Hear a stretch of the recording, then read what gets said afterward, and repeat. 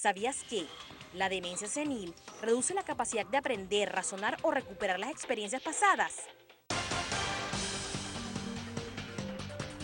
Sobre esto de demencia senil vamos a hablar enseguida, pero antes quisiera saber si una persona de 40 años, 35 años inclusive, 45, pudiera padecer de algún tipo de demencia. Sí. No es lo más común. Por lo general el Alzheimer es una demencia clasificada dentro de las seniles, que lo que significa es que hace su aparición después de los 65 años. Okay. Sin embargo, en su descripción, Alois Alzheimer, que fue el que la describió, lo hizo con una mujer de 51 años. Y nosotros en el Hospital Universitario de Caracas tenemos la experiencia de dos casos, una femenina que debutó con la enfermedad a los 39 años de edad y tenemos un masculino que debutó a los 42 años, son los casos más jóvenes, no es lo más común es que aparezcan después de los 65 años, las formas familiares son las que suelen aparecer antes, pero no es una alarma, no es para preocuparnos, pero sí saber que no podemos perder del radar la posibilidad diagnóstica que sea un Alzheimer, así sea la forma de presentación tan joven. Lo que es importante es seguir la evolución.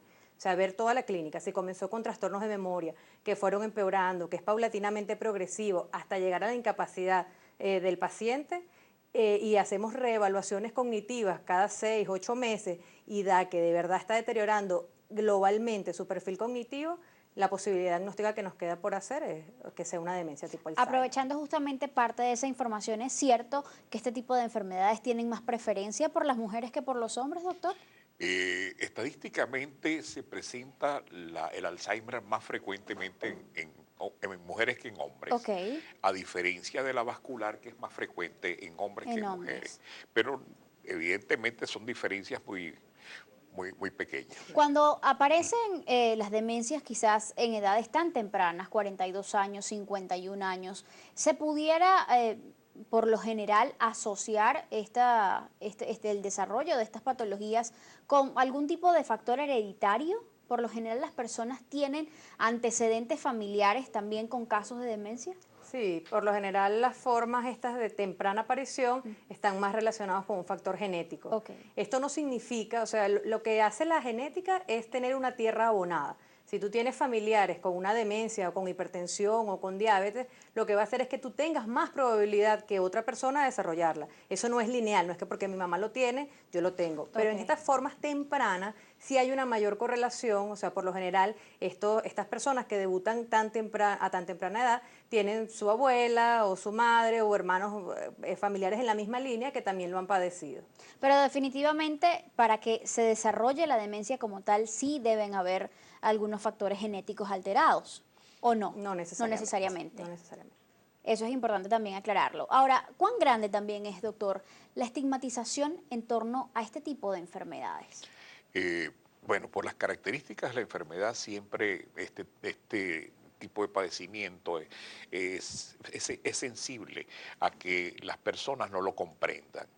El hecho de que a una persona se le olviden las cosas o que habla y repite mucho lo que cuenta y constantemente quiere comer a pesar de haber comido, o ese tipo de situaciones que cotidianamente se presentan, que a veces no lo comprendemos, no lo entendemos, y bueno, se hace cada vez más difícil cuando el progreso de la enfermedad es mucho más intenso.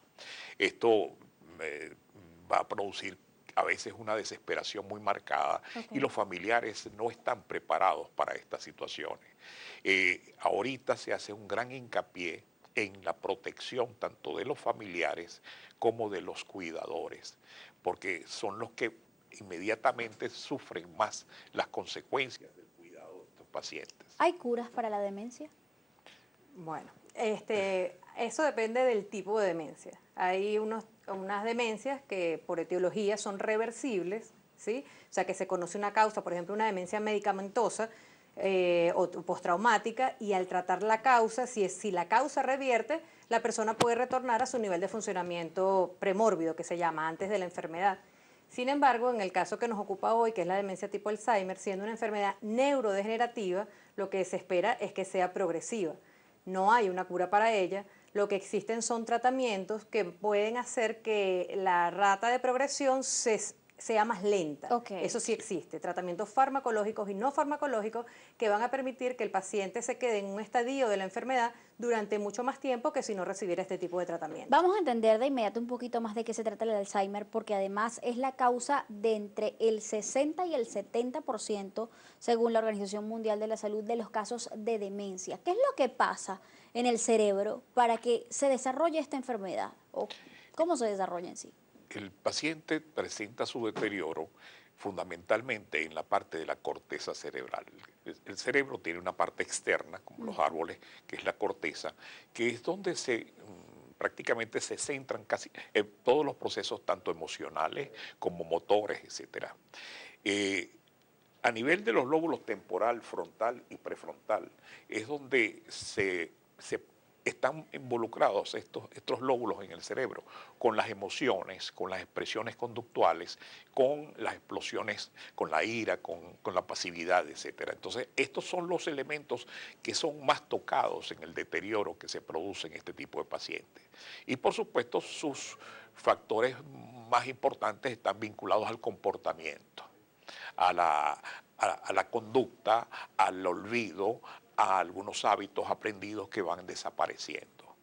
Como dice la doctora, efectivamente el paciente con un cuadro de esta naturaleza no va a retroceder en su cuadro a menos que sea un cuadro tóxico, pero sí se puede lograr enlentecer el proceso y ayudar a que el paciente, pues, dentro de su progresión se prepare o la familia para poderlo manejar con elementos mucho más Porque es algo que fáciles. no tiene retroceso.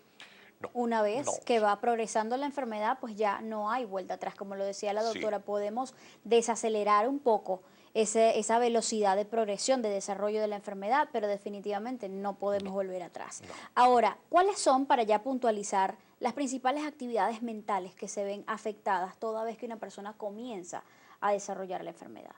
Si estamos hablando de una demencia tipo Alzheimer, las formas típicas de la enfermedad es que comience con pérdida de la memoria episódica reciente.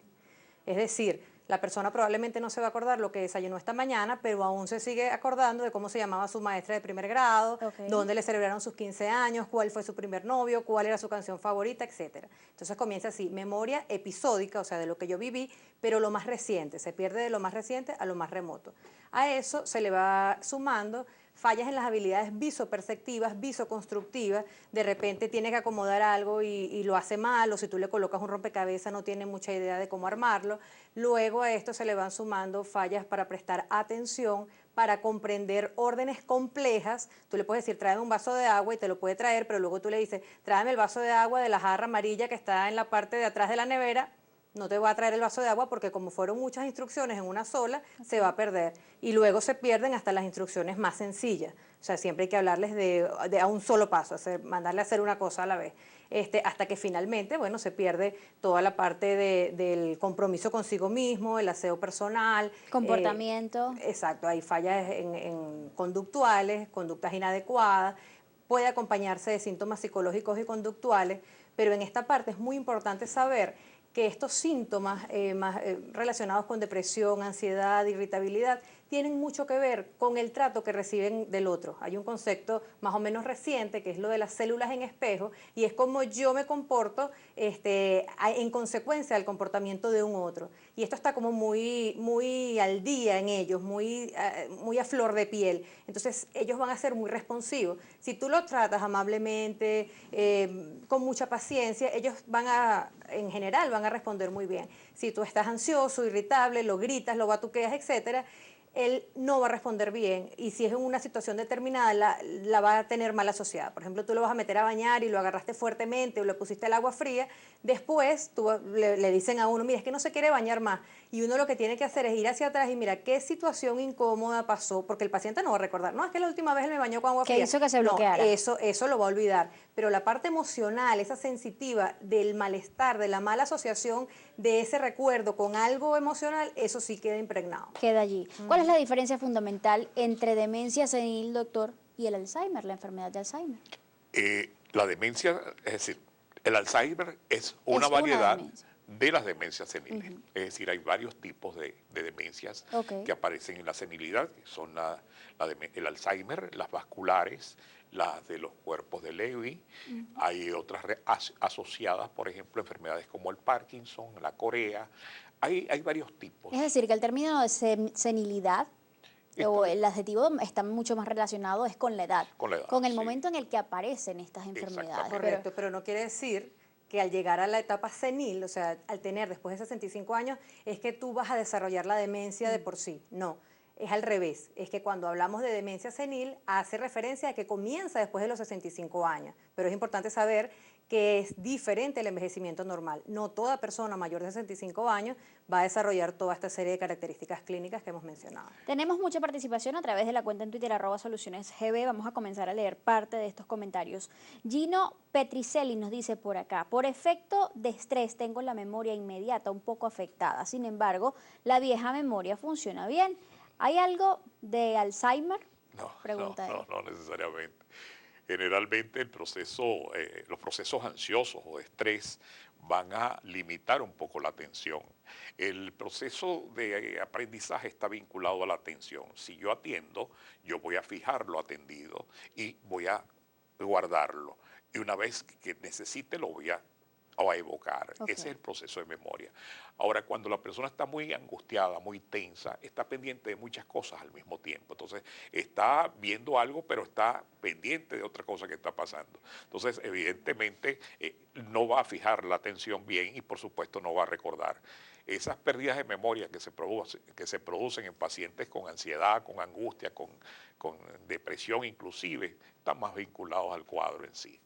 Que una vez que se supera, que mejora, desaparecen esas dificultades. El abogado Luis Linares pregunta también: soluciones de demencia. ¿La crisis económica podría influir a llevar un estado de demencia? ¿Es un factor de riesgo quizás el alto nivel de estrés que padezca una persona para desarrollar demencia? Bueno, harían falta otros factores, pero en lo que incide directamente este problema económico es lo que es la alimentación.